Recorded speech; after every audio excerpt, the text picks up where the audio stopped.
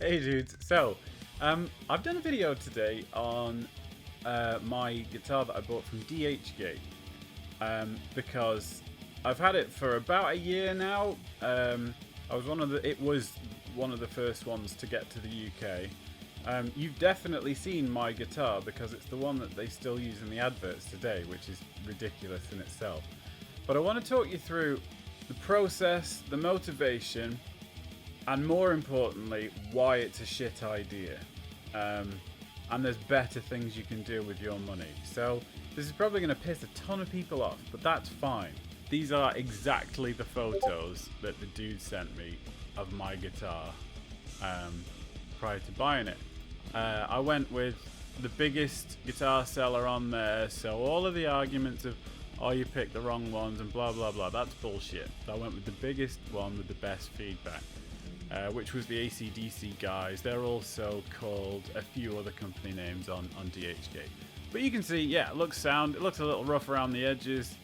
But I got it for, I think it was $350 delivered. So, yeah, cool. Had a really good conversation, good back and forth. I have loved that guitar forever. And, you know, obviously you can't afford to buy a real Washburn Cross because a dude like me will never have enough money to afford it. So, I was talking to the dude backwards and forth. We talked about how I wanted like a really sick flame maple top on it, natural finish, blah, blah, blah, just like Dimes. He said that some of them have transfers for the cross and everything, and I was like, no, I want it real deal as possible. So we sorted it out. It all seemed amicable, and it arrived. Waited a month, no issue. It was packed really well. I was hyper excited. Got it out of the box, and the first thing I noticed was like, wow, this is light, and I mean like light. I don't know if you've played like a Dean from Hell or a Dymo Flame or something, but they're quite light, but they still feel nice and balanced. Whereas, like, this is a light guitar. I mean, I've got an SG, and I'd honestly say, like, I'd say they're about the same. If not, I'd say the SG might even be heavier than this. But there's no hiding wood. And if you look, like, it's literally the one from the photos. You've got a piece there, piece down the center. Unusually it's solid there, whereas like you don't always get that. But there are some stinking issues with the fit and finish. Look at that. I don't know if you can see that. I hope you can, because that is not a reflection. Well, the bottom one is there, but that neck joint stinks. Again though, you know, I didn't order a 3,000 quid guitar, I ordered something that looks like Dimes. That sucks. And that, to me, like, I'm gonna have to refinish that, which is a pain in the ass. Other things, the binding, don't know if you can see the binding, that beautiful looking binding from a distance, is paint. And you can see it there, if we look at the crotch of the thing, I get that zoomed in, you see that bleed? So yeah, that sucks. The cross, beautiful, sick job. I know that the inlays on the neck, they are genuine inlays as well, and they look fine. The neck, however, oh no, there's another bit. So look at this. Oh, side of the headstock again. Oh shit! Sorry, that was probably really loud. Again, just there.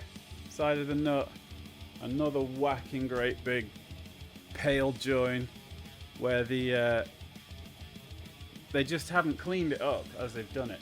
And again, I am nitpicking a 300 quid guitar, comparing it to, I don't know, $3,000 guitar. But the point is that shit adds up. There is absolutely no chance you're going to be able to see this, but I sent this to my dude that does all my setups for me. Cool, clever guy, no ego, knows his shit. And he basically said, you need to get this refretted straight off the bat or you're not going to be able to play it.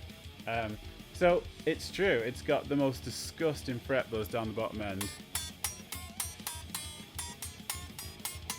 And that's after like a setup. So yeah, that was a pain in the ass. Alright, so it would be ridiculous of me not to show you what it's like plugged in. So I'm going to start with the bridge, I'll bang it up to the neck, see what you think.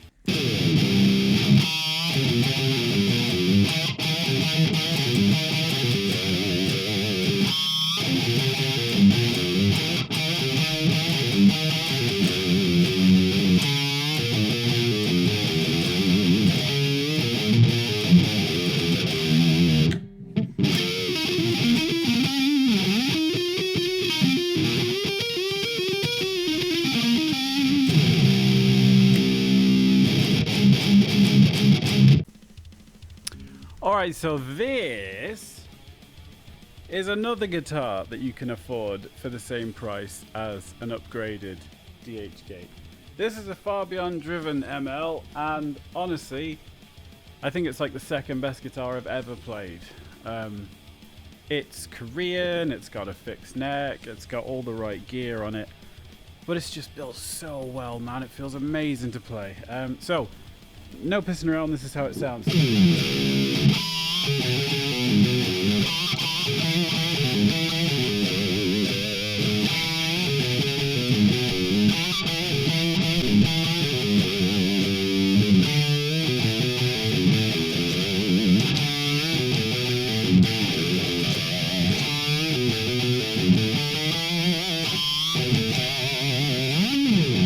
Okay, now I'm a positive dude, so I don't want it to seem like I'm just shitting on Chinese manufacturers.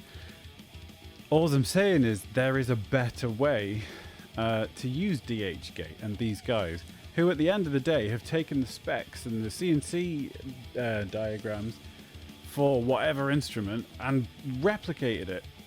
Which means they can build you your own custom sick-ass guitar, and you're only limited by your own imagination. So, it got me thinking, and I used to have an Epiphone double neck, which was an absolute monster, with all the problems that they have. Like, it's so headstock heavy and nightmare to tune and all that stuff, but I loved it. So I had one built, and it's a beast. So this is from DHGate. This is from a little tiny manufacturer who literally said they do whatever I want.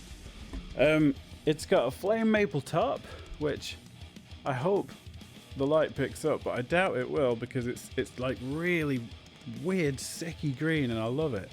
Let me try and get this in. There we go. It's got my name on the headstock. And it's an absolute monster. Again, I got the transfers on there, the real deal, and it's an absolute beast. So that allowed me to have a guitar to my specs, with my own stamp on it. Again, for nothing, because it's that DHGate price. So you can still stay authentic to yourself and order yourself a product which is cool and to your own specs. Okay, so an alternative to buying from DHGate, again, is buy yourself something like this. These were my lockdown projects. I bought some MLXs, which is like an entry-level bolt-on Dean. This one I gave it a vinyl wrap and swapped the pickups. And sorted the neck out a little bit. Awesome legend of a man, Alan, hit me up with the sticker on the back. And again, Dimebag rig project for the Trendkill set. And this thing's a beast, you know. Hell, it's got dinosaur camouflage headstock. What more could you wish for? Okay, so I just want to close on another point. And earlier this month, I treated myself to one of the Dimebag hardware shirts, the stage shirts. And it arrived yesterday, and in it was a postcard, and it's cool, but it says this: which says, "Thank you. We, his family, appreciate you stopping by the official Dimebag Daryl store. Dimebag's Hag Rita. Get your pull 333." And that just makes you think, like, when Dean brings out a new Dimebag guitar and you buy a new Dime model, the Dimebag estate benefits directly. So not only are you buying something which is to Dime's spec and quality standards, but you're buying something which is directly supporting the people that were dearest to him. And I personally, like, I can't think of a better reason to buy a legit instrument than that. So, you know, I'd just say stick your DHGate to making your custom instruments and crazy stuff that you totally, you know, I couldn't afford that from any other manufacturer. But, you know, when you buy something with that bad jam, that is something to really aspire to and be proud of. And that's something that I think we should all bear in mind. So I hope that wasn't a weird note to finish on, but I think it's probably the most important part of the video. So thanks for putting up with more warbling. If you want to give me loads of abuse about slagging off your DHGate guitars, then you can find me on Twitch and jump straight in the live chat. That would be hilarious. And failing that, I'll see you in my next big long video. Toodaloo.